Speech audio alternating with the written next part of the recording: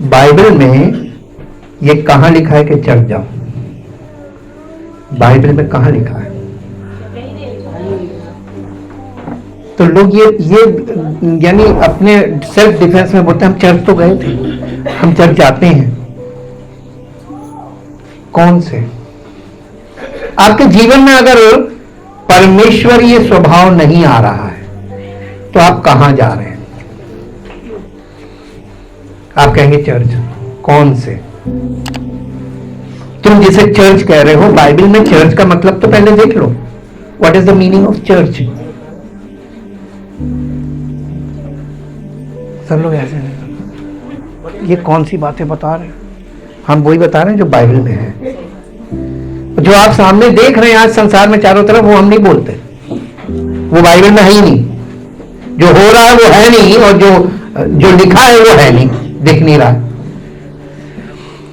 बड़े दिन के लिए मैं सबसे पहले अप्रिशिएट करूंगा साइमन भैया को। वेरी गुड शेयरिंग, बहुत गजब की चीज उन्होंने शेयर की है। अगर किसी को याद हो, उन्होंने 11-12 पद पढ़वाया ना लूका 2 का, है ना? एक बार फिर से पढ़ दीजिए। देखिए वहां पे बहुत भेद, इन्होंने बहुत भेद की बात रखी है। और आज इस क्रिसमस पे हम लोग भेद को ही देखेंगे, तो हम तो कंटिन्यूएशन में चल रहे हैं। हालेलुया। हम लोग कोई भी चीज अटेंडमली शेयरिंग नहीं होती। हमारे यहाँ जो है वो रद्दे अपॉन रद्दे चलते हैं कि आज दाऊद के नगर में तुम्हारे लिए एक उद्धारकर्ता जन्मा है, और यही मसीह प्रभु है। हाँ, बस एक को इंग्लिश में पढ़ दीजिए, 11 पद इंग्लिश में। उन्होंने जो बात बोली है इसमें भेद है, और वो भेद शेयर कर रहे थे। For to you is born this day। ये हम लोगों के लिए नहीं है, this is not the message for us. ये किसको बोला जा रहा है, ये एड्रेस किसको किया जा रहा है? उन्होंने बताया ना, परमेश्वर की ओर से, जो वो परमेश्वर के चरवाहे थे, गॉडली यानी परमेश्वर के चुने हुए और नियुक्त किए हुए चरवाहे थे। ये उनको बोला जा रहा था, ये मैसेज दिया जा रहा था, और स्वर्गदूतों के द्वारा दिया जा रहा था कि तुम्हारे लिए, for you is born this day in the town of David a savior who is Christ the Messiah the Lord। Messiah the Lord, यही मसीह प्रभु है। बस ये ध्यान रखिएगा, हम लोग आज इस चीज को, इस रहस्य को देखेंगे। यही मसीह प्रभु है। इसके बाद 12वां पद पढ़िए।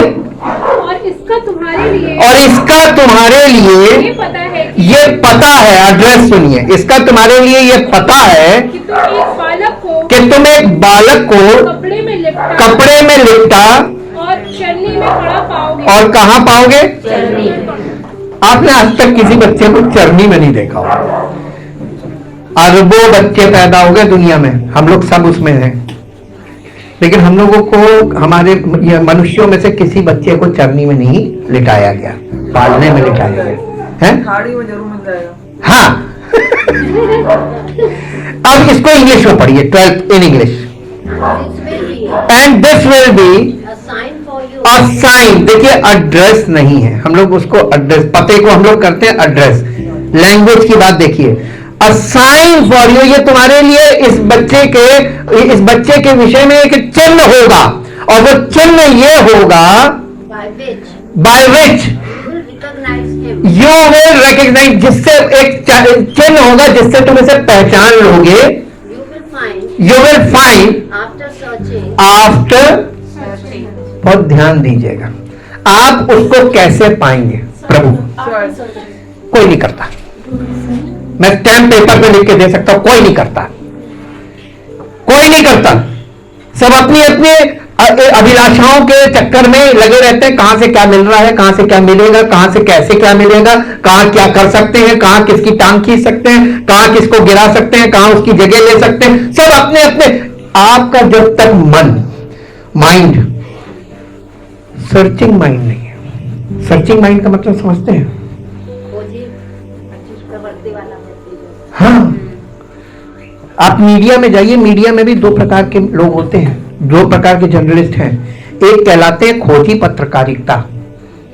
वो खोजी पत्रकारिता वाले यानी वो जर्नलिस्ट जो सीक्रेट्स को सर्च करते हैं और खुलासे करते हैं, ब्रेकिंग न्यूज देते हैं। हालेलुया। हमने मसीहों में ऐसे ब्रेकिंग न्यूज देने वाले सेवक नहीं देखे, लेकिन चेले थे।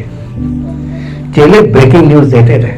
कलीसिया में आए हुए लोगों को ऐसी खबर मिलती थी, इसीलिए जो गॉस्पेल है इसको हिंदी में कहते हैं सुसमाचार, शुभ समाचार। तो जब जब लोग कलीसिया में आए, आपको एक गुड न्यूज जरूर मिलनी चाहिए। कौन सी कलीसिया में मिल रही है? झूठी गुड न्यूज मिल रही है, थोड़ा सा बंगला, कार, गाड़ी, ये सब यानी फिजिकल चीजें आपको लालच दिया जा रहा है, और लोग उन्हीं चीजों के लालच में आ जाते हैं, भीड़ लग जाती है, सबको चाहिए। हाँ, आपको जबरदस्ती आपको एक नई गाड़ी, अब आपके अंदर ये बीज डाल दिया दिमाग में। और आजकल प्रोविजन तो है, लोन लिया, नई गाड़ी, आगे गवाही दे दी, हमारे भाई साहब ने भविष्यवाणी की थी, देखिए मैं नई गाड़ी मिल गई। नहीं मिली नहीं है, तुमने ले ली, प्रोविजन है। लेकिन परमेश्वर जब कोई चीज देता है तो परमेश्वर आपको ये नहीं कहता कि कहो। हमने आपको इस विषय में बहुत अच्छा एग्जाम्पल दिखाया है। अब्राहम से परमेश्वर ने बस इतना कहा था, मैं तुझसे एक बड़ी जाति बनाऊंगा, उसने खटाक से प्रोविजन कर लिया और हाजिरा से इस्माइल पैदा कर दिया। हालेलुया। और उसका नतीजा परमेश्वर का, मैं इसे एक्सेप्ट ही नहीं करूंगा, इस लड़के को मैं एक्सेप्ट नहीं करूंगा, तुझसे, तेरी पत्नी, तेरी विवाहित पत्नी से जो पैदा होगा उससे मैं वंश बनाऊंगा। अब्राहम को फिर वहां पर फंस गया, 25 साल और रगड़ दिया। हाँ, तुमने गलत विश्वास किया। आज दुनिया में लोग कैसा विश्वास कर रहे हैं?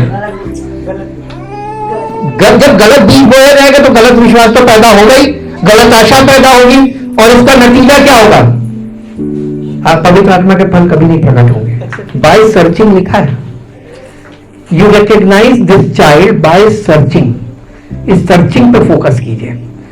जो चीज छिपी हुई है उसको ब्रैकेट में कर दिया, बंद है, और ये एम्पलीफाइड में वो चीज बंद रूप में दिखा दी गई है। जो पकड़ पाए पकड़ ले।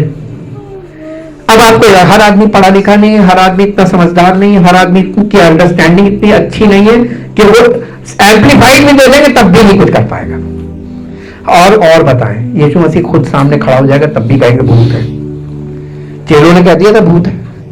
जी उठने के बाद जब वो आया, चेले कहने लगे वो भूत, कहने लगा ना मुझे छू के देखो, मेरे हड्डियों मान से भूत के नहीं होती। मेरे साथ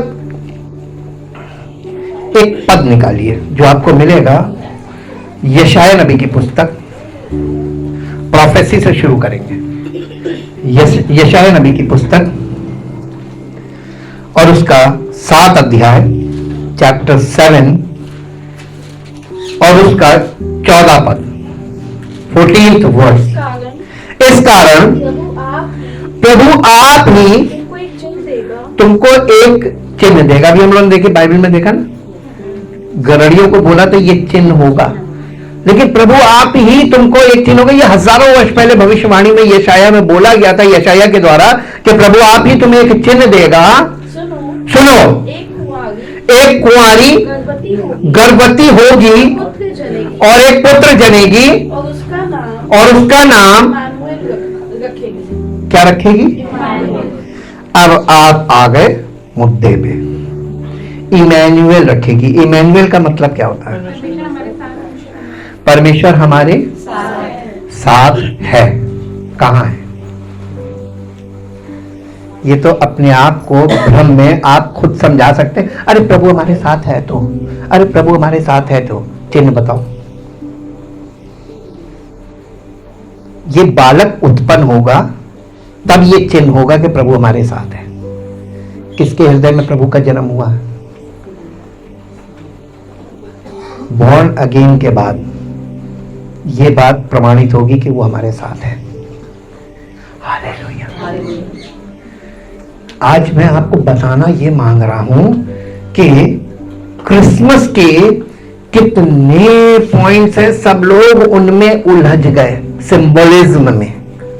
और असली मुख्य विषय बहुत दूर 2024 वर्ष पीछे चला गया। प्रेरितों ने वो विषय आगे बढ़ाया था पवित्र आत्मा से परिपूर्ण होकर।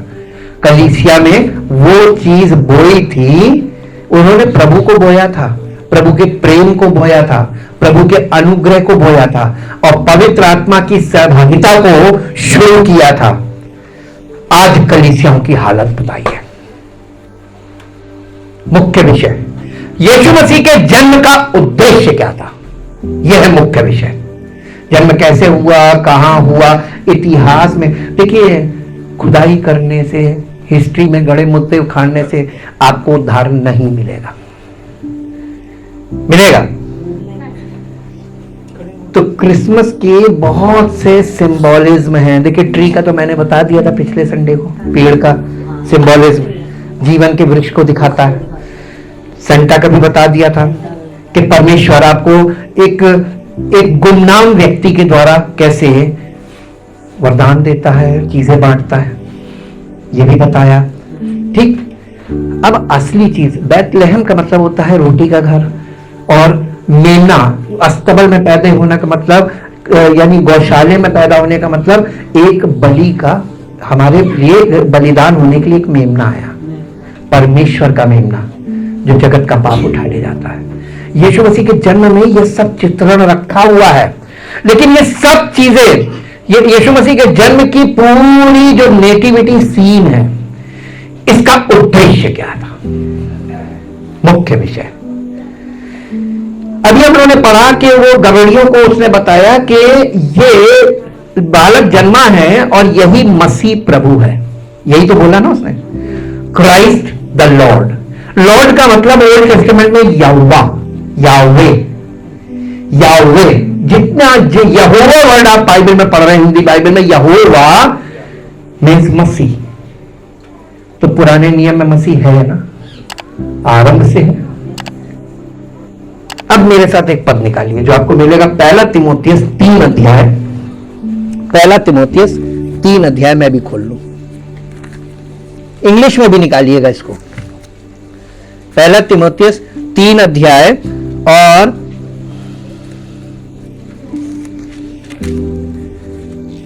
3 अध्याय का 14 पद से पढ़िए। 14, 15 और 16 है। मैं तेरे पास नहीं, पहला तिमोथियस 3 अध्याय का 14 पद। मैं तेरे पास हाँ, जल्द आने की आशा रखती है। ये चिट्ठी लिख रहा है पौलुस तिमोथियस को, मैं तेरे पास जल्द आने की आशा रखने पर भी ये बातें तुझे इसलिए लिखता हूं कि यदि मेरे आने में देर हो तो जान ले कि परमेश्वर का घर, जो जीवते परमेश्वर की कलीसिया है। परमेश्वर का घर क्या है? और अब आप बैठकर सोचिए कि आप कलीसिया को किस तरीके से देखते हैं। आपने इसको लालच का स्थान बना लिया, आपने इसको अपनी इज्जत का स्थान बना लिया। मुझे इज्जत नहीं मिली, मुझे बैठने को नहीं, मुझे किसी से बैठने को नहीं पूछा। ये परमेश्वर का घर है। घर में लोग एक दूसरे को बैठाते हैं क्या? आइए आइए ना बैठिए, हाँ नहीं मिलती, नीचे बैठ जाते। घर का मतलब यही है। लोग जब हम किसी के घर में जाते जो बहुत खास होते, पुराने मिलने वाले, तो कहते feel at home, you are free, जहां चाहो वहां बैठो, जो चाहो वो खाओ, जहां चाहो उधर मूव करो। ये घर का मतलब ये होता है, फ्रीडम। और आज देखिए कलीसियाओं को लोगों ने क्या बना दिया, प्रतिष्ठा का स्थान नहीं, भावना ही बिगाड़ दी। ये कौन सी जगह? ये परमेश्वर का घर है। और न्याय कहां से शुरू होगा? परमेश्वर के घर से, कलीसिया। तो जीवते परमेश्वर की कलीसिया, देखिए कलीसिया सब नहीं है, जीवित परमेश्वर की जीवित कलीसिया। और जहां परमेश्वर की कल्पना लोग कर रहे हैं, जीवित परमेश्वर नहीं है। परमेश्वर देखिए जीवन काहे से है? आत्मा से। तो जहां प्रभु का आत्मा नहीं है, वहां पर जीवित कलीसिया नहीं कहेंगे। आगे पढ़िए। और जो सत्य का खंबा, और कलीसिया क्या है मालूम है? पिलर ऑफ ट्रुथ, सत्य का खंबा और नींव है उसमें कैसा बर्ताव करना उसमें हमें कैसा बर्ताव करना चाहिए। और इसमें संदेह नहीं। बस एक मिनट, एक विषय तो कंप्लीट करो ना। पढ़ना नहीं है कि पढ़ना है कि समझना है? पढ़ तो लिया, 2024 वर्ष हो गए लोगों को पढ़ते हुए, क्या समझ में आया? आउटपुट जीरो है। जो जीवते परमेश्वर की कलीसिया, जो परमेश्वर का घर, जो जीवते परमेश्वर की कलीसिया सत्य का स्तंभ और सत्य की नेव है, तेरा बर्ताव कैसा बर्ताव कैसा करना चाहिए आपको कलीसिया में? मुझे तो बुलाया ही नहीं, इनविटेशन नहीं दिया हमको। ये लोगों मैंने फेस किया और कर रहा हूं। लोग इस तरीके का व्यवहार करते हैं कि परमेश्वर के, अभी इसका मतलब वो घर के नहीं है, वो उन्होंने अपने आप को बाहर, ऐसी मालूम है जब आप हम लोगों के रिलेशनशिप में भी यही होता है। शादी होती है या कुछ होता है तो वो शादी को आप उनको अगर जरा सा मिस कर गया, मैसेज मिल जाता शादी है, लेकिन जब तक निमंत्रण नहीं जाएगा, मुझे तो निमंत्रण भेजा ही नहीं था, मैं क्यों जाऊं? ये व्यवहार कर रहे हैं ना जो लोग अपनी जिंदगी में अपने परिवार में कर रहे हैं, वही कलीसिया में कर रहे हैं। ये फिजिकल लाइफ है। क्या ये करना चाहिए? नया नियम पढ़ रहे हैं हम लोग, लिखा है कैसा बर्ताव होना चाहिए जी। अब आगे पढ़िए। और इसमें संदेह नहीं और इसमें संदेह नहीं कि भक्ति का भेद गंभीर कि भक्ति का भेद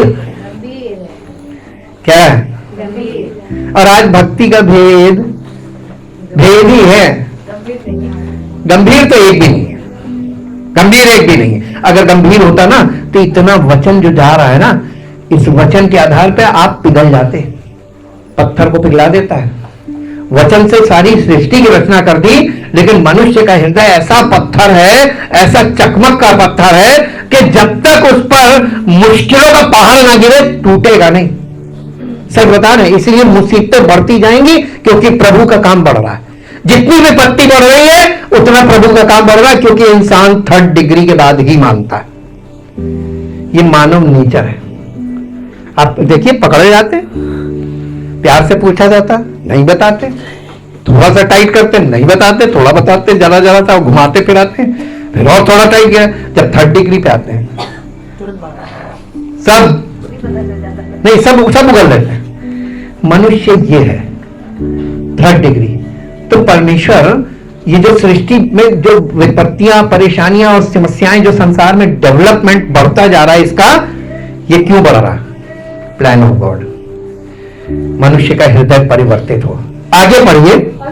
अर्थात वो जो शरीर भक्ति का भेद गंभीर है, अर्थात वो जो शरीर में प्रकट हुआ, शरीर में प्रकट हुआ, आत्मा में धर्मी ठहरा, आत्मा में धर्मी ठहरा, स्वर्गदूतों को दिखाई दिया, स्वर्गदूतों को दिखाई दिया, अन्य जातियों में उसका प्रचार हुआ, अन्य जातियों में उसका प्रचार हुआ, जगत में उस पर विश्वास जगत ने उस पर विश्वास किया गया, जगत में उस पर विश्वास किया गया और महिमा में ऊपर उठाया। और महिमा में ऊपर उठाया गया। ये कौन था? ये वही बालक है जो चरनी में पैदा हुआ था। वहां पर ऊपर लिखा है महान रहस्य, इंग्लिश में है ग्रेट मिस्ट्री। इसमें मिस्ट्री क्या है? रहस्य क्या है? नहीं, ये तो नाम है। रहस्य क्या है? हमें पिछले संडे बताया था परमेश्वर का राज्य एक रहस्य है, परमेश्वर का पुत्र एक रहस्य है, सुसमाचार एक रहस्य है, कलीसिया भी एक रहस्य है। कलीसिया भी रहस्य है। आज लोग कलीसिया के नाम पे ठगे जा रहे हैं और उनकी समझ में ही नहीं आ रहा कलीसिया है क्या। सब एक डिनोमिनेशन से दूसरे डिनोमिनेशन का ट्रैवलिंग कर रहे हैं, और मालूम है सारे डिनोमिनेशन घूम लीजिए, उसका आने का समय आ जाएगा। घूम लेंगे, रहस्य है। और पहली सदी की कलीसिया, देखिए मूर्ख व्यक्ति जो होता है ना, वो दूसरे कहे से भागता नहीं है। बुद्धिमान व्यक्ति दूसरों के कहे से भागता नहीं है। सर्चिंग का मतलब क्या होता है? नहीं, सर्चिंग का मतलब क्या होता है? खोज करने को बोला गया कि किसी ने कुछ भी बोला उसके पीछे चल देने को बोला गया। और आजकल के लोग कोई नहीं खोज करता, वो आए उनके पीछे चल दिए, अरे आए हैं, अरे इतनी दूर से आए हैं। और नए नियम में क्या लिखा हुआ है? गलत शिक्षा वाले लोग आ रहे हैं, आप उनका वेलकम कर रहे हैं, तो आप क्या कर रहे हैं? परमेश्वर को आदर दे रहे हैं या परमेश्वर का अनादर कर रहे हैं? अनादर कर रहे हैं। क्यों कर रहे हो? हिसाब लेगा, हिसाब लेगा। मेरे साथ एक पद निकालिए। देखिए, मसीह ने अवतार लेकर यीशु के रूप में परमेश्वर को प्रकट किया इस संसार में। किसमें? मसीह में। यीशु पुराने नियम में नहीं है लेकिन मसीह है। अब आप कहेंगे यीशु पुराने नियम में नहीं, मसीह है, तो मसीह कहां है पुराने नियम में? पूछिए। हम आपको वास्तव में दिखाते हैं। मेरे साथ निकालिए पहला कुरिन्थियों 10 अध्याय। देखिए भी हम आपको दिखाते हैं मसीह था, मसीह उनके साथ साथ चलता था। 10 अध्याय पहले पद से पढ़िए। हे भाइयों, मैं नहीं चाहता कि तुम इस बात से अज्ञात या अनजान रहो कि हमारे सब बाप दादे बादल के नीचे थे और सबके सब समुद्र के बीच से पार हो गए और सबने बादल में और समुद्र में मूसा का बपतिस्मा लिया और सबने एक ही आत्मिक भोजन किया और सबने एक ही आत्मिक जल पिया, क्योंकि वो उस आत्मिक चट्टान से पीते थे जो उनके साथ साथ चलती थी। लो, मिल गया था ना? और साथ साथ चलता था किसके? इस्राएलियों के साथ साथ चलता था। वो साथ साथ चलता था और इस्राएलियों ने उसका आदर नहीं किया, उसे नहीं पहचाना, उसे नहीं पहचाना। आग के खंबे में, बादल के खंबे में और तंबू में निवास करके उनको लेकर चला। कौन था? मसीह, यहोवा। और यहोवा की आत्मा कौन है? परमेश्वर की आत्मा, पिता की आत्मा। तो यहोवा और परमेश्वर का आत्मा, पिता, ये दोनों एक साथ काम कर रहे हैं कि नहीं? पिता और पुत्र एक साथ हैं और परमेश्वर का आत्मा भी उसके साथ है। सृष्टि से लेके मलाकी तक ये तीनों साथ साथ हैं, ट्रिनिटी है कि नहीं? आज की कलीसिया को नहीं मिल रहा, मॉडर्न चर्चेस वालों को नहीं मिला। मेरे साथ एक पद निकालिए, मत्ती रचित सुसमाचार 22 अध्याय 41 पद से पढ़िए। मत्ती रचित सुसमाचार 22 अध्याय 41 पद से। यीशु मसीह अन्य जातियों से नहीं पूछ रहा क्योंकि अन्य जातियों के पास पुराने नियम की यानी old testament, word of God नहीं था, व्यवस्था और भविष्यवक्ताओं की पुस्तकें नहीं थी। लेकिन जिनके पास थी और जो अपने आप को आलिम फाजिल समझते थे, अपने आप को विद्वान समझते थे, उनसे प्रश्न कर रहा है। और वो प्रश्न क्या है? जब फरीसी इकट्ठे थे तो यीशु ने उनसे पूछा कि मसीह के विषय में तुम क्या समझते हो? वो किसकी संतान है या वो किसका पुत्र है? तो उन्होंने उससे कहा दाऊद का। तो यीशु मसीह ने उनसे पूछा तो दाऊद आत्मा में होकर प्रभु क्यों कहता है? कोई अपने बच्चे को प्रभु तो बोलेगा नहीं। दाऊद आत्मा में उसे प्रभु क्यों कहता है? कि प्रभु ने मेरे प्रभु से कहा मेरे दाहिने बैठ। यहां पे दो प्रभु हैं। प्रभु ने मेरे प्रभु से कहा। ये दो प्रभु कौन है? इंग्लिश में पढ़ दी तुरंत। देखिए हिंदी में आप फंस जाएंगे। Now while the Pharisees were still assembled there, Jesus asked them a question, saying, What do you think of the Christ? What do you think of the Christ? Whose son is he? Whose son is he? They said to him, He said to him, The son of David. the son of David. He said to them, How is is it then that David, that David, under the influence of the Holy Spirit, calls him Lord, saying, The Lord said to my Lord, the Lord said to my Lord. Seated Who is the first Lord? God the Father. And the second Lord, my Lord, is Jesus Christ. वहां पे Jesus नहीं था, Christ था। पिता ने मेरे प्रभु से कहा, सरल भाषा में आ गए, कि मेरे दाहिने बैठ। किससे? मसीह से। मेरे दाहिने बैठ जब तक मैं तेरे दुश्मनों को, आगे क्या लिखा है हिंदी में? मेरे दाहिने बैठ जब तक कि मैं तेरे बैरियों को। इसका मतलब कि यीशु मसीह के जितने भी बैरी हैं पूरी दुनिया में, इनको उसके चरणों में झुकाने का काम कौन करेगा? God the father, supreme power. Hallelujah. दुनिया की आंखें अभी नहीं खुलेंगी, अभी तो तबाही होगी और भयानक होगी, त्राही त्राही मचेगी, खून की नदियां बहेंगी। ये लिखा हुआ एंड टाइम प्रोफेसीज में, महामारियां होंगी। ऐसा हो जाएगा 1/3 वनस्पति की, 1/3 हर चीज की, सब प्रकार का जीवन का 1/3 भाग मिट जाएगा। देन जब 1/4 बचेगा, वो 1/4 उसके चरणों में झुक जाएगा। मसीह का राज्य आ रहा है। हालेलुया। इस युग के सब लोग उस युग में नहीं जाएंगे, ये भी बाइबल बता रही है। केवल जो मसीह में होंगे, केवल जो मसीह में होंगे और कलीसिया में उसका देह का अंग बनेंगे, वही जाएंगे। क्या आप अगले युग में जाना चाहते हैं? कितने लोग जाना चाहते हैं?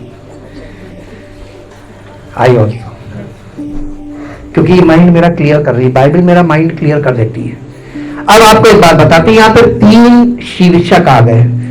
एक है इमैनुअल, एक है मसीह, है यीशु, और एक है मसीह। यीशु का मतलब क्या है? वो अपने लोगों का उनके पापों से उद्धार करेगा। यहोवा मेरा उद्धार, यीशु का मतलब है यहोवा मेरा उद्धार, प्रभु मेरा उद्धार। तो यीशु का मतलब उद्धार करता है, इमैनुअल का मतलब परमेश्वर हमारे साथ है, मसीह का मतलब अनॉइंटेड, अभिषेक। और अनॉइंटेड 1 दिखेगा आपको बाइबल में, नए नियम में अनॉइंटेड 1 है और सो मेनी अनॉइंटेड पर्संस नहीं है। और झूठी शिक्षा में all are anointed, they call themselves I am anointed man of God. Wrong, biblically wrong है। ये एक ऐसा एरर है जिसे आज के मसीह लोग आसानी से पचाकर उनको ग्रहण कर रहे हैं। यही उसने कहा था, कोई अपने ही नाम से आएगा तो तुम उसे ग्रहण कर लोगे, और हो रहा है, हो रहा है। किसी को नहीं ग्रहण करना है, हमें अपने प्रभु के अलावा किसी को ग्रहण नहीं करना है। और इसके लिए आपको वचन में बने रहना है, क्योंकि बहुत जल्दी धोखा को लिखा, चुने हुए को भी भरवा देंगे अनॉइंटिंग के नाम पे। तो 3 चीजें साथ साथ चलेंगी। इमैनुअल का मतलब जो है यीशु मसीह ने जो लक्ष्य, जो उसके आने का उद्देश्य है, उसको पूरा किया। देखिए उसका नाम इमैनुअल नहीं रखा गया। इसमें हम अगर क्वेश्चन करें क्यों नहीं रखा गया, इसलिए क्योंकि उसको ये चीज नाम नहीं है, ये उसका काम था। अगर नाम की बात करते हैं तो मेरे साथ निकालिए यशायाह नबी की पुस्तक, उसका 9 अध्याय और उसका 9 पद पढ़िए। नहीं, 7 पद पढ़िए। उसकी प्रभुता, नहीं इससे थोड़ा सा ऊपर आ जाइए एक पद। क्योंकि हमारे लिए, ये 6ठा पद है, हमारे लिए एक बालक उत्पन्न हुआ। यहां पे 2 आ गए, फिर बालक उत्पन्न हुआ, पुत्र दिया गया, है ना। पुत्र कौन है? मसीह। और बालक कौन है? यीशु। ठीक, हमारे लिए एक बालक उत्पन्न हुआ, पुत्र दिया गया, प्रभुता उसके कांधों पर होगी, और उसका नाम अद्भुत युक्ति करने वाला। यदि आपने नहीं देखा होगा उसका नाम, ये उसका काम था, ये उसका स्वभाव था। अद्भुत युक्ति करने वाला, पराक्रमी परमेश्वर। इसमें पिता भी है, देखिए पिता उससे अलग हो ही नहीं सकता। पिता उससे कब अलग हुआ था? हमारे पापों के कारण क्रूस पर। हे मेरे पिता, हे मेरे पिता, तूने मुझे क्यों छोड़ दिया? आपको मालूम है इसमें एक सार छिपा हुआ है। मसीह का जन्म, मृत्यु और पुनरुत्थान, इसमें एक सार छिपा हुआ है। पहला मनुष्य आदम जीवित प्राणी था, और वो फिजिकली अलाइव था, स्पिरिचुअली अलाइव था, और स्पिरिचुअली डेड हो गया। उसके बाद से एडमिक रेस शुरू हो गई। अब उसके बाद यीशु मसीह ने किया क्या कि आदम की पहले कौन सी मृत्यु हुई थी, फिजिकल के स्पिरिचुअल, आत्मिक रूप से मरा, उसके बाद शारीरिक मृत्यु मनुष्यों में फैल गई। तो फिजिकली तो सब मर रहे और मरते रहेंगे, लेकिन यीशु मसीह ने क्या किया, अनंत मृत्यु से बचाने के लिए, जब आप बाइबल में मृत्यु मृत्यु पढ़ते हैं ना, तो आप ओरिजिनल लैंग्वेज में जाएंगे तब आपको पता चलेगा कौन सी मृत्यु की बात किस संदर्भ में की जा रही है। ये इसलिए आपको एक सेवक की जो पवित्र आत्मा के द्वारा आपकी अगुवाई करे आवश्यक है कि नहीं। तो ऐसा सेवक ही ढूंढ लो, आज के जमाने में मिलेगा कहीं नहीं। सब रेडीमेड, इधर से सुना उधर बोल दिया, उसकी सुनी उधर बोल दिया, अपना मिलाया उसमें इधर बोल दिया, यही कर रहे हैं। कोई बैठकर ये सर्च वाला काम नहीं कर रहा, ये रिसर्च वाला काम है। एक्चुअली बार बार जाकर आपको सर्च करना पड़ेगा, वचन में सर्च करना पड़ेगा। वहां पे देखिए यीशु मसीह ने पहले, यीशु मसीह क्रूस पर पहले आत्मिक मृत्यु से मरा, फिर उसके बाद फिजिकल डेथ। हाँ क्या ना? तो ये जो आत्मिक मरा, ये पिता से संबंध विच्छेद हुआ। और क्यों हुआ? रीजन हुआ है किसका? हमारे पापों के कारण। इसीलिए कहा गया ना, अब्राहम के बेटे की कुर्बानी में और यीशु मसीह की पिता की कुर्बानी में बिल्कुल एक सिमिलरिटी है, सेम साइकोलॉजी है दोनों तरफ। और जब तक सेम साइकोलॉजी आपको क्लियर नहीं होगी तब तक आप उस भाव तक नहीं पहुंचेंगे कि उसने, पिता ने अपने पुत्र को हमसे, हमारे लिए मार दिया। फिजिकली नहीं, फिजिकल तो मर ही नहीं सकता, आत्मिक रूप से मृतक कर दिया, मार दिया कुर्बानी। और यह कुर्बानी परमेश्वर ने ग्रहण की, इसके बाद कोई कुर्बानी नहीं। ये शरीर की कुर्बानी तो पुराने नियम से चली आ रही है, वो भी जानवरों की। किस इंसान ने अपने आप को जिंदा कुर्बानी बनाया? प्रभु यीशु मसीह ने। अब वो हमारे लिए हमारा जीवित प्रभु है और हम जिंदा कुर्बानी, लिविंग सैक्रिफाइस। वैसे एक पद और निकालिए जो आपको मिलेगा। इसमें ये जो यहोवा था, ये मसीह नहीं था, और यहोवा कहते थे इसको, अब ये बन गया यीशु मसीह। इमैनुअल का मतलब हम देखेंगे। इमैनुअल बहुत इंपॉर्टेंट है, तीसरा पॉइंट है। मेरे साथ निकालिए गलातियों की पत्री, उसका 3 अध्याय का 16 पद पढ़िए। गलातियों 3 अध्याय उसका 16 पद। मसीह ने उसमें वो पूरा कर दिया कि इमैनुअल का मतलब लोगों के जीवन में लागू हो जाए। अतः प्रतिज्ञाएं अब्राहम को और उसके वंश को दी गई। मैं ये नहीं, पौलुस कह रहा, मैं ये नहीं कहता कि वंशों को, जैसे बहुतों के विषय में कहा, क्योंकि अब्राहम के वंशों की बात करिए तो 12 गोत्र के लोग थे, लेकिन सबको नहीं, वंश को, एक को।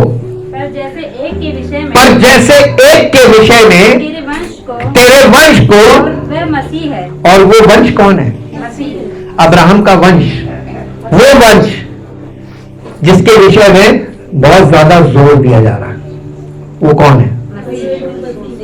तो यहां पे देखिए यीशु नहीं आया, मसीह आया।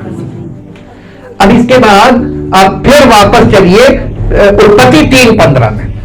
उत्पत्ति 3:15 में देखिए सब कुछ कंटिन्यूएशन में हो रहा बाइबल में। आज की कलीसिया के लोग सब टुकड़ों में कर दिया, और मैं तेरे और इस स्त्री के बीच में और तेरे वंश और स्त्री के वंश के बीच में बैर उत्पन्न करूंगा।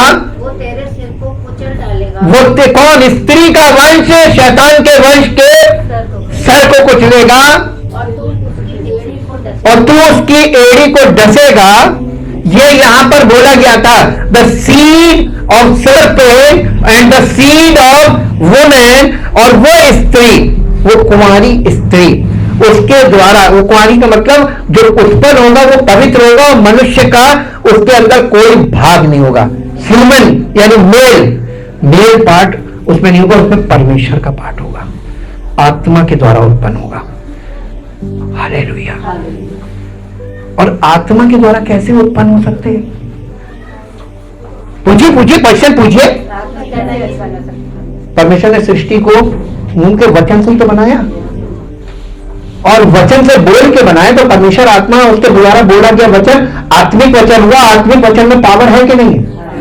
तो उसने सब कुछ बोलकर सारी सृष्टि की रचना कर दी। और आज का इंसान जिसे परमेश्वर ने अपने आत्मा में उत्पन्न किया और फिर उसके बाद अपने हाथों से मिट्टी का पुतला बनाकर उसमें श्वास फूंककर उसको जीवन दे दिया, और यह इंसान उस परमेश्वर से कहता है कि बिना स्त्री पुरुष के कैसे संतान आ सकती। परमेश्वर के लिए कठिन क्या है? जब पहले कोई एक इंसान नाम की चीज नहीं थी और आदम और हवा को किसने बना दिया? तो जब वो वहां पे बना सकता है तो वो कुछ भी कर सकता है। अब्राहम के चैप्टर में आप जाएंगे तो वहां उसकी पत्नी बात थी, अब्राहम बोला था, दोनों की स्टेज ऐसी नहीं थी कि फिजिकली मेडिकली ये बात मानी जाए कि ये बच्चा उससे पैदा हुआ, तो परमेश्वर ने कर दिया। कैसे किया? बाइबल आश्चर्य का रहस्यों से भरी है ना। और ठीक इसी प्रकार से यीशु मसीह का जन्म एक रहस्य है कि नहीं है? जब आपको रहस्य समझ में ना आए तो विश्वास कर लीजिए कि परमेश्वर के लिए कुछ भी असंभव नहीं हो कर सकता है। ये अन्य जाति का माइंडसेट है। अन्य जाति कहते हैं प्रभु के लिए क्या मुमकिन, वो तो कर सकते हैं कि नहीं कर सकते? तो आप ये विश्वास करते हैं कि यीशु मसीह का जन्म परमेश्वर की ओर से एक रहस्य है? ये रहस्यमय जन्म है ना? और ये रहस्यमय जन्म है तो प्रभु कैसा है? ये रहस्यमय है तो आप इसको कभी समझ पाएंगे नहीं ना? आपको पता भी नहीं चलेगा आपकी कौन सी बात से वो नाराज हो गया। इसीलिए प्रभु इंडिविजुअल डील नहीं कर रहा है, कलीसिया में कर रहा है, ताकि कलीसिया के दूसरे लोग, आप गलती करो तो दूसरा आपको समझा दे, बेटा तुमसे गलती हो रही है, चेत जाओ। सामूहिक तरीके से परमेश्वर हमारी अगुवाई कर रहा है, हारमोनियस बना रहा है। एक पद और निकालिए जो आपको मिलेगा,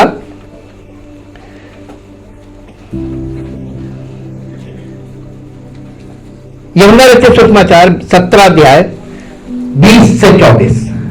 यूहन्ना रचित सुसमाचार 17 अध्याय, पहले उसका पहला दूसरा पढ़ दीजिए, फिर 20 से 24 पढ़ेंगे। 17 अध्याय का ये बातें कही यीशु ने ये बातें कही और अपनी आंखें आकाश की ओर उठाकर हे पिता, अपनी ओर आंखें आकाश की ओर उठाकर कहा, हे पिता, वो घड़ी आ पहुंची है, अपने पुत्र की महिमा कर, अपने पुत्र की महिमा कर, प्रभु के पुत्र भी तेरी महिमा करे। जी, क्योंकि तूने उसको सब प्राणियों पर कहा लिखा है कि ओनली फॉर क्रिश्चियंस। यीशु मसीह का प्राण किस किस के लिए दिया गया? तो सारे प्राणी क्यों नहीं इस बात को समझ रहे हैं? सब अपना रिलीजन लेकर खड़े हो जाते हैं। क्योंकि वो सत्य है सर। नहीं तो फिर सत्य को असत्य में क्यों परिवर्तित करेंगे? तो और गुनाह है बड़ा। जब आप सत्य को यहां पे बैठे मान रहे हैं और बाहर निकल के फिर रिजेक्ट, इसको कहते हैं पाखंड। आजकल के युग के लोग क्या है? क्या है? पाखंडी है, मानते हैं ना? ये नेचर क्यों है? वचन सुनना बेकार है अगर ये नेचर है सालों से। अरे मार दो इसको, ये तुम्हें परमेश्वर के ग्रहण योग्य नहीं होने देगा। जी, कि जिन्हें तूने उसको दिया है, सबको वो अनंत जीवन दे। तो ये जिन्हें, देखिए यीशु मसीह ने यह भी कहा था कि कोई मेरे पास नहीं आ सकता जब तक पिता उसे खींच ना ले। तो हम यीशु मसीह के पास डायरेक्ट नहीं आ रहे हैं, खींच कौन रहा है? मालूम कैसे? पिता उतर के नहीं आता, पिता का प्रेम, पिता का प्रेम। वो प्रेम कैसे है? सुसमाचार, अपने बेटे को मेरे लिए कुर्बान किया, ये आपको दिखा रहा पिता का प्रेम, और ये आपको खींच रहा कि बेटा तेरे लिए मैंने अपना बेटा कुर्बान कर दिया है ताकि मैं तुझे अपना जीवित बेटा बना लूं।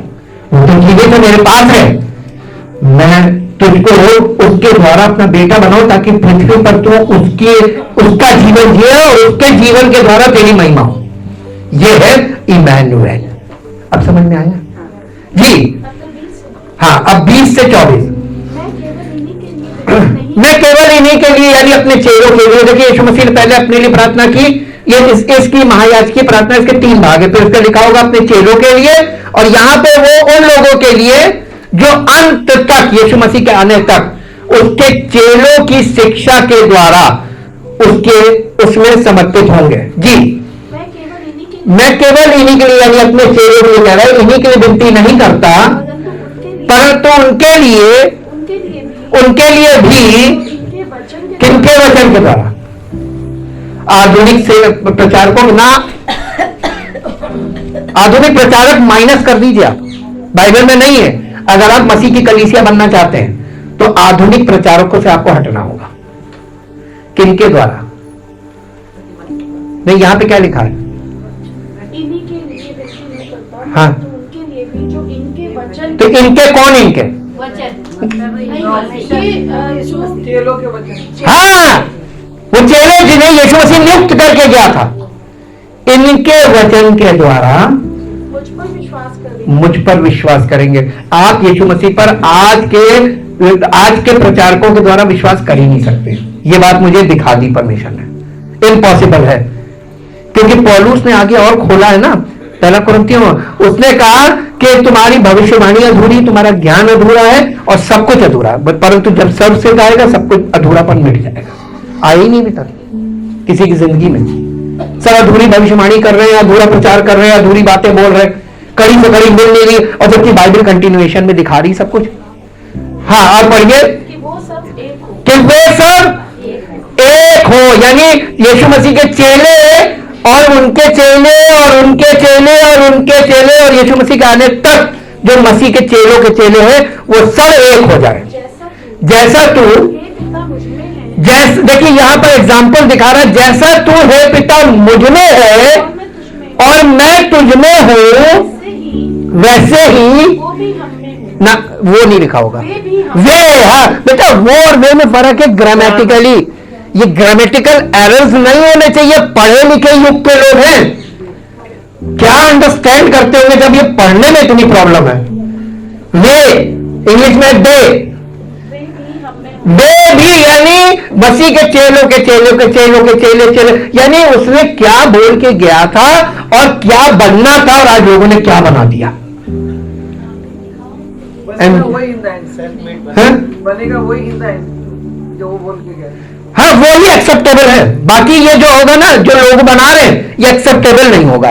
इसीलिए पौलुस ने लिखा है, आग हर एक के काम को परखेगी, और जितने भी लोग ये कलीसिया वर्क कर रहे हैं, ये अपना कर रहे हैं कि उसका कर रहे हैं, ये साफ साफ हो जाएगा, दूध का दूध और पानी। बताया ना 1/4 बचेगा। हाँ, 1/4 बचेगा बस। उसमें होगा। हाँ, उसमें ये वाला पार्ट आएगा, बाकी सब मिट जाएगा। और यीशु मसीह ने खुद कहा, उस दिन मत्ती 7:21 में, उस दिन बहुतेरे मुझसे कहेंगे मैंने तेरे नाम से दुष्ट आत्माएं निकाली, मैंने तेरे नाम से बड़े बड़े आश्चर्य काम किए, मैंने तेरे नाम से भविष्यवाणी की मतलब प्रचार, यानी टोटल मिला के मैंने मिनिस्ट्री की। और मैं उनसे खुल कर कह दूंगा, हे कुकर्म करने वालों, मैं तुम्हें जानता ही नहीं। स्पष्ट है बाइबल। जो मेरे पिता की इच्छा पर चलता है वही ग्रहणी योग्य होगा। अब आप देखिए, आपको कितना गंभीर होना है और कितना समझदारी होनी है आत्मिक तौर पर। हाँ, आगे पढ़िए। इसलिए कि जगत की प्रतीति इसलिए कि जगत प्रतीति करे, इसलिए कि जगत प्रतीति करे तूने ही मुझे भेजा, कि तूने ही मुझे भेजा है, वो महिमा और वो महिमा जो तूने मुझे दी, जो तूने मुझे दी मैंने उन्हें दी, मैंने उन्हें दी, कि कि वे वैसे ही एक हैं, कैसे, जैसे मैं और पिता तू एक हैं, आत्मा के द्वारा। तो तीन चीजें हो गई, पिता पुत्र पवित्र आत्मा।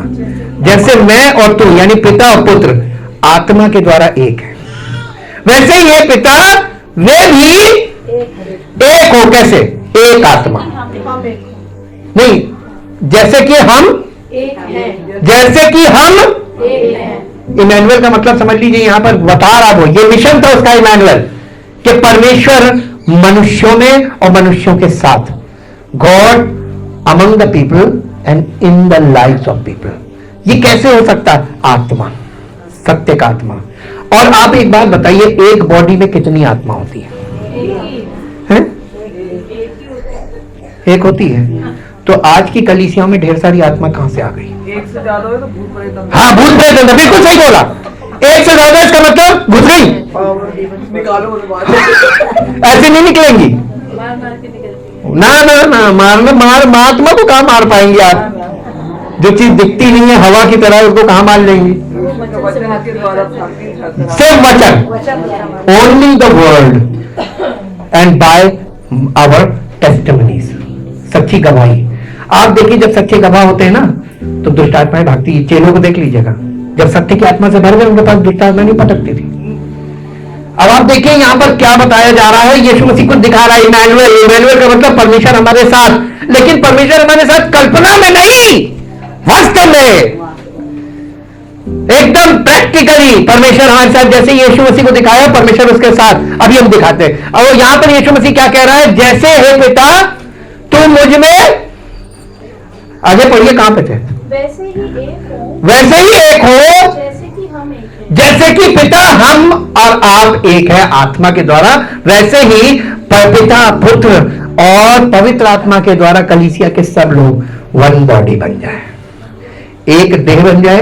एक देह में कितनी आत्मा होगी, तो सच्ची कलीसिया में कितनी आत्मा होगी, तो सबकी आत्मा जो है, आत्मा में एक होने का मतलब क्या है मालूम है, आप सबके, हम सबके विचार, हम सबकी भावनाएं, हम सबकी कल्पनाएं, हम सबकी सब चीजें कॉमन हो जाए एक प्रभु के अनुसार।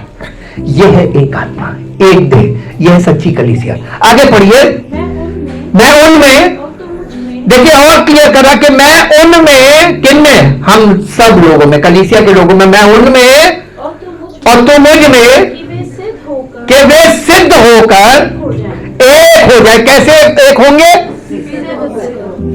सिद्ध का मतलब पूरी तरीके से प्रमाणित होगा। तो मसीह की देह में एक एक करके जो लोग प्रमाणित होते जाएंगे वो पिता और पुत्र के साथ एक होते जाएंगे। ये डिवाइन वर्क है, और ये डिवाइन वर्क बिना पिता पुत्र पवित्र आत्मा के संभव नहीं है।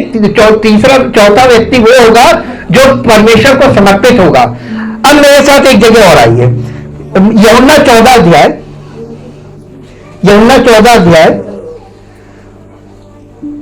आगे 14 अध्याय मैं भी खोल लूं, यूहन्ना 14 अध्याय,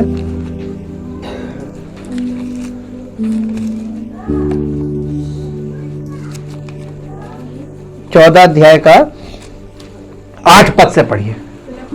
फिलिप्पुस ने यीशु मसीह से कहा, हे प्रभु पिता को हमें दिखा दे, यही हमारे लिए बहुत है।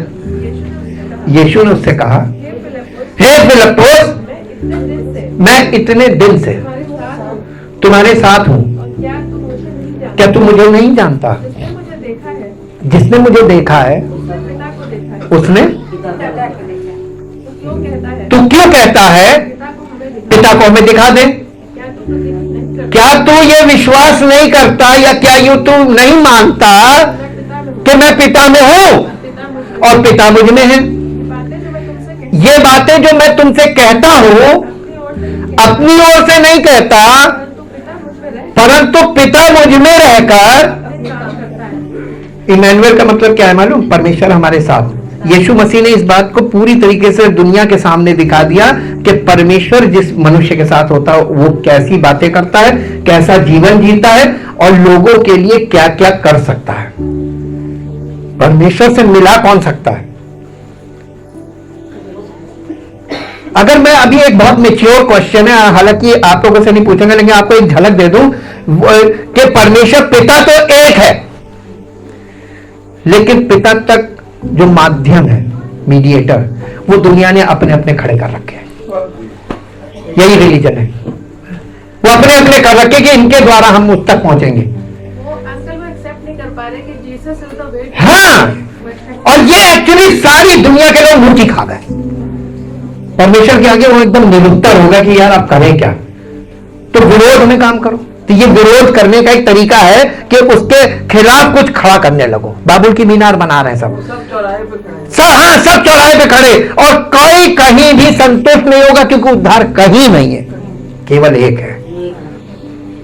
अब यहां पे देखिए कि ये चीज इतनी खुली क्लियर है। यहां पे आगे पढ़ दीजिए, आया है, पिता मुझ में रहकर अपने काम करता है, पिता मुझ में रहकर अपने काम करता है, मेरी ही प्रतीति करो कि मैं पिता में हूं और पिता। तो यीशु मसीह क्यों कहला रहा था?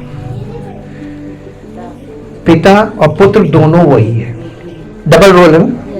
डबल रोल की पिक्चर देखी है हम लोगों ने? एक देखी थी ना, चाचा है वही भतीजा है, जो भतीजा है वही चाचा, कॉमेडी थी। वही चीज यहां पर आ गई, जो पुत्र है वही पिता है, जो पिता है वही पुत्र है। अब कोई उसको पिता के रूप में देख रहा है, कोई पुत्र के रूप में देख रहा है, लेकिन वो दोनों का रोल निभा रहा है। जी, फिर भी डिफरेंट है, दोनों में डिफरेंस है। नहीं तो कामों ही के कारण मेरी प्रतीति करो। मैं तुमसे सच सच कहता हूं कि जो मुझ पर विश्वास रखता है, ये काम जो मैं करता हूं, कौन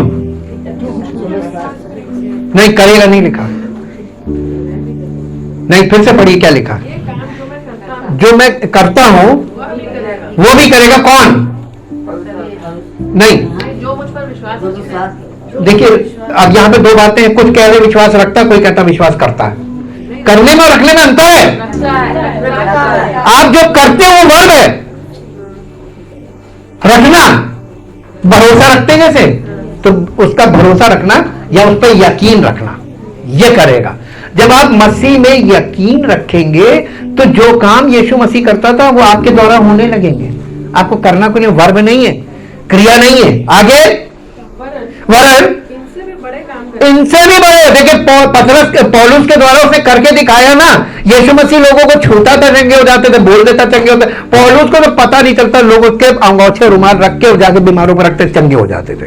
कितने लोग काम कर रहे थे, सब विश्वास से काम हो रहा था। पौलुस तो एक ही था ना, उसके शरीर से टच कर करके जो कपड़े लेके जा रहे थे वो कितने लोग थे? अनेक अनेक। तो लोगों का भरोसा किस पर था? यीशु मसीह पर था ना। और यीशु मसीह के प्रतीक के रूप में उनके सामने कौन था? पौलुस। एक चेले ने वो काम किया जो 12 नहीं कर पाए। 12 ने सुसमाचार सुनाया, लेकिन काम एक के द्वारा हुआ। हालेलुया। कि बाइबल हमको क्या दिखा रही है, रहस्य है ये सब। और इसके साथ साथ एक पद और निकाल लीजिए जो आपको मिलेगा आज। आपको देखिए यीशु मसीह और इमैनुएल तीनों चीजें क्लियर हो जाएंगी, ताकि ये कंफ्यूज ना हो आप। मत्ती रचित सुसमाचार उसका 11 अध्याय और उसका 27 पद पढ़िए जल्दी से। 11:27। मेरे पिता ने मुझे सब कुछ सौंपा है और कोई पुत्र को नहीं जानता, केवल पिता, और कोई पिता को नहीं जानता, केवल पुत्र, और वो जिस पर पुत्र उसे प्रकट करना चाहे। तो पिता को कौन प्रकट करेगा? किस पर? बस जिस पर प्रकट करेगा। कैसे प्रकट करेगा?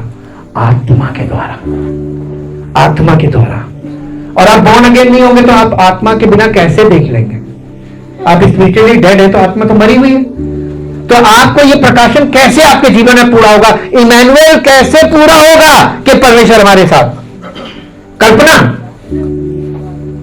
बाकी जीवन और अपनी इच्छा अपनी अभिलाषाओं में बिताते रहे, प्रभु हमारे साथ है, प्रभु देखो। अब बोली में मालूम क्या शक नहीं करता, अब देखो प्रभु करते हैं कि नहीं करते, हमने तो उससे छोड़ दिया। अरे ये तो तुम एकदम निराशा वाली बात बोल रहे हो। हमने बोला ना मसीह में लाचारी नहीं है, सच्चे विश्वासी में लाचारी नहीं होनी चाहिए।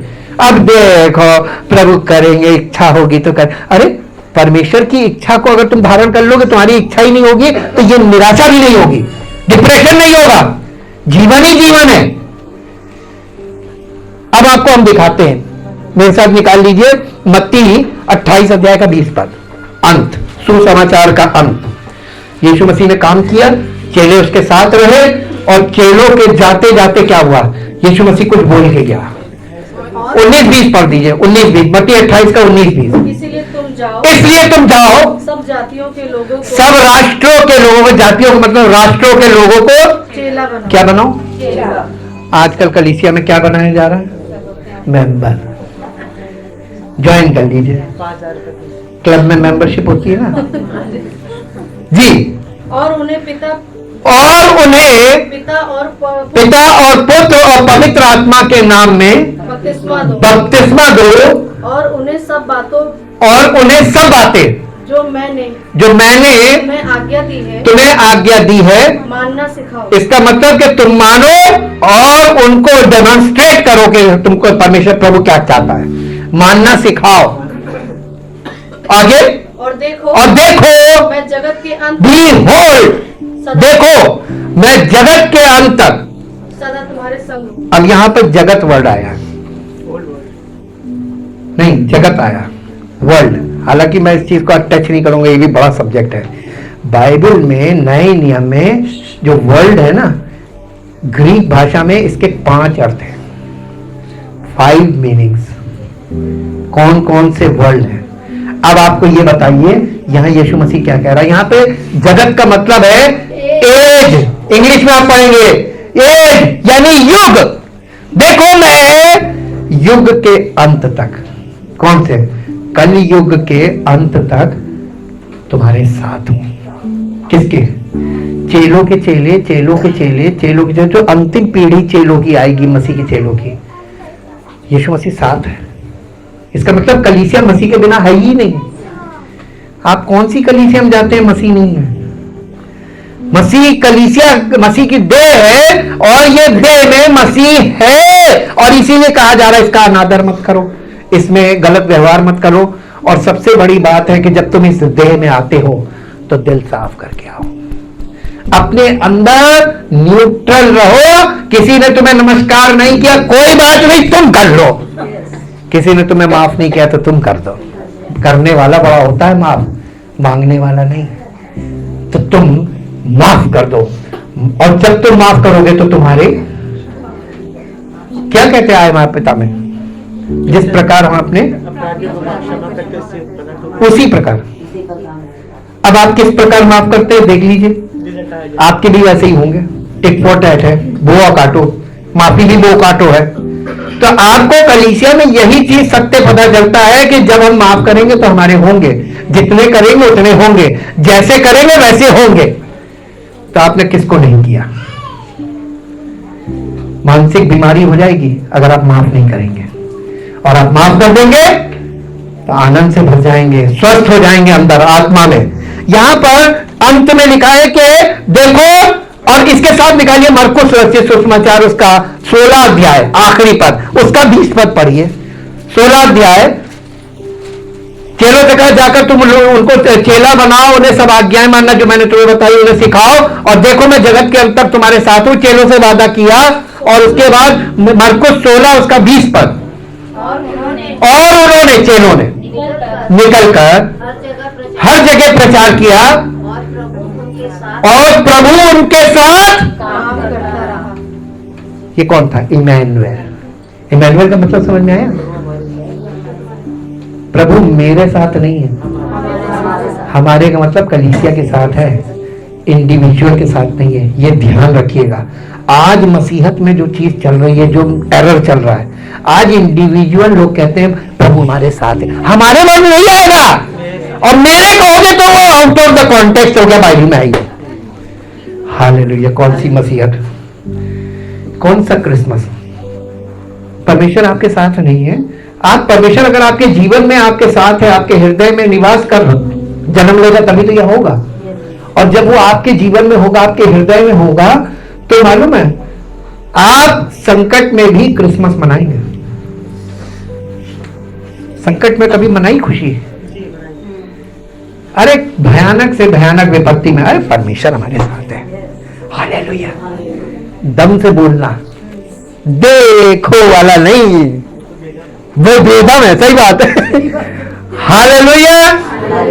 अब आपको पता चल गया ना, जो मसीह था, यीशु ने अवतार लेकर, और उसने इमैनुएल यानी परमेश्वर हमारे साथ के लिए कार्य शुरू किया, और कलीसिया के द्वारा इसे पूरा किया। तो कलीसिया में जुड़ जाना, मसीह की देह का अंग बन जाना, बॉर्न अगेन होकर आत्मिक विकास आगे बढ़ना, पवित्र आत्मा के फलों का प्रगटीकरण, ये परमेश्वर हमारे साथ है, इमैनुएल पूरा होता है। क्या आप चाहते हैं कि आपके जीवन में, हम सबके जीवन में ये पूरा हो? ये अकेले नहीं होगा। जब आपके जीवन में शुरू हो तो ये बगल वाले यानी आपके परिवार में शुरू हो जाएगा, और जब परिवार में शुरू हो जाएगा तो कलीसिया के सब लोगों में एक दूसरे से लगने, ये मालूम जैसे लोग जमाई रहते हैं, कंटेजस डिजीजेस भी हो सकती हैं, लेकिन कुछ चीजें ऐसी कंटेजस होती हैं जो कलीसिया में पॉजिटिवली रखी गई हैं। जैसे एक दूसरे को क्षमा करना, ये प्रेम का प्रमाण है। जब आप एक दूसरे को दिल से माफ करते हैं, इसका मतलब प्यार करते हैं। और जब आप प्यार नहीं करते होते हैं ना, तो माफी का मन नहीं करता। इसका मतलब आप किसी और आत्मा से पीड़ित हैं। माफ न करना और एक दूसरे से प्रेम करना, ये क्षमा के बिना संभव नहीं है। क्षमा मतलब प्रेम, और प्रेम का मतलब क्षमा। ये सब आपस में जुड़ा, और अगर ये दो चीजें आपस में जुड़ी हुई हैं तो जैसे ही आप प्रेम करते होंगे, क्षमा कर देंगे, और क्षमा कर देंगे तो आपको क्या मिलेगा? आनंद। आनंद चाहिए? आनंद हमें कैसे दे दे? निकाल के जेब में रखा हुआ, ये लीजिए आनंद। आनंद कैसे पूरा होगा? नहीं, यीशु मसीह ने ये भी बताया। यीशु मसीह यूहन्ना 16 में कहने लगा कि हम जैसे वे हम में एक हो, ताकि यीशु मसीह कहने लगा मैं तुम्हें अभी दिखाई दे रहा हूं थोड़ी देर, और फिर नहीं दिखूंगा, फिर तुम मुझे देख पाओगे और संसार नहीं देख पाएगा, और तुम्हारा आनंद पूरा हो जाएगा। मसीह की आत्मा से, पवित्र आत्मा से भर जाने में आप आनंद से भर जाते हैं, आनंद से भर जाते हैं। और आनंद में और खुशी में अंतर है। आप दुख में भी आनंदित रह सकते हैं, है ना? आनंदित है, दुखी है लेकिन आनंदित है। क्यों? क्योंकि हमें उम्मीद है, विश्वास है, हमें भरोसा है अपने प्रभु पे कि ये समस्याएं अल्पकालिक है, आती और जाती हैं, बीमारियां भी आती और जाती हैं, लेकिन प्रभु सदैव हमारे साथ बना रहता है। और यही उसने वादा किया है, मैं कल, आज और युगान युग एक सा हूं, तुम्हारे साथ बना हुआ हूं, कलीसिया में हूं, मैं कलीसिया के साथ हूं। क्या आप कलीसिया के साथ वफादार हैं? आप कलीसिया के साथ दिल से जुड़े हुए हैं? कलीसिया का मतलब मसीह की देह के साथ। और जब आप देह में जुड़ जाते हैं तो उसकी देह में, यीशु मसीह की देह है कलीसिया, तो आत्मा किसका होगा? पास्टर का, बिलीवर्स का, मसीह का आत्मा। क्या है उसी का आत्मा। हाँ, जिसकी देह उसकी आत्मा। तो जब तुम उसकी देह का हिस्सा बनोगे तभी तो उसकी आत्मा से परिपूर्ण होगे। यही तो उसने इमैनुएल के लिए पूरा किया। आइए अपने स्थानों पे खड़े हो। Thank you, thank you, thank you, thank you. धन्यवाद, धन्यवाद, धन्यवाद, धन्यवाद। परमपिता परमेश्वर, हम आपका हृदय से धन्यवाद करते हैं कि बड़े दिन का, आपके जन्म का जो मेन उद्देश्य था वो था इमैनुएल, कि परमेश्वर मनुष्यों के हृदय में जन्म ले और परमेश्वर और मनुष्यों के बीच में डेरा करे और उनके साथ रहे और उसके लोग उसके साथ रहे। प्रभु, हम आपका दिल से धन्यवाद करते हैं कि इमैनुएल तो आपकी योजना थी जो आपने अपने जीवन से दिखाया भी और कलीसिया के द्वारा उसको शुरू किया, और सेकेंड कमिंग पर आप इसे कंप्लीट करने जा रहे हैं। और हम आपका हृदय से धन्यवाद करते हैं पवित्र वचन बाइबल के लिए और पवित्र आत्मा के लिए। हाँ प्रभु, अगर पवित्र आत्मा नहीं होता तो ये बाइबल की बातें हमें कौन समझाता, कौन सिखाता, कौन हमें दिखाता? पवित्र आत्मा हमें केवल समझाता नहीं है, केवल सिखाता नहीं है, वो हमें प्रगटीकरण करता, दिखाता है, प्रकट करता है। और हम प्रभु आपका धन्यवाद करते हैं कि हम सब आत्मिक रूप से मृतक हैं, हम सब आत्मिक रूप से ब्लाइंड हैं, लेकिन हमारा प्रभु ऐसी रोशनी है जो अंधों की आंखें खोल देता है। हर एक आत्मिक अंधा उसकी आंखें खोल रही हैं। हाँ प्रभु, और उनमें आत्मिक जीवन आ रहा है ताकि प्रभु आपकी देह जीवन से भरकर खड़ी हो और इस पृथ्वी पर आपकी साक्षी हो कि परमेश्वर ने आपको इस संसार में भेजा था और आपको जिस कार्य के लिए भेजा था उसे आपने पूरा किया। प्रभु, हम आपके आने के लिए, जब आप इस चीज को पूरा करने के लिए, हमारा उद्धार पूरा करने के लिए आ रहे हैं, हम विश्वास कर रहे हैं क्योंकि समय कम हो गया है। हम चाहते प्रभु के कलीसिया के लोग जो मैच्योर हो रहे हैं उनके द्वारा प्रभु सच्चाई फैलना शुरू हो, और 2025 हम सब के लिए इस बुलाहट के साथ कि प्रभु ने हमको दूसरों को रोशनी देने के लिए बुलाया है, हम दूसरों के समान ज्योति की नहीं चमके, ताकि प्रभु की महिमा प्रकट हो और प्रभु के भवन में लोग उद्धार प्राप्त करके आए, उद्धार पाने के लिए आए, यहां पर सबका उद्धार हो और प्रभु की महिमा हो। सारी महिमा आपको मिले। इस प्रार्थना को प्रभु यीशु मसीह के पवित्र नाम से मांगते हैं, आमीन।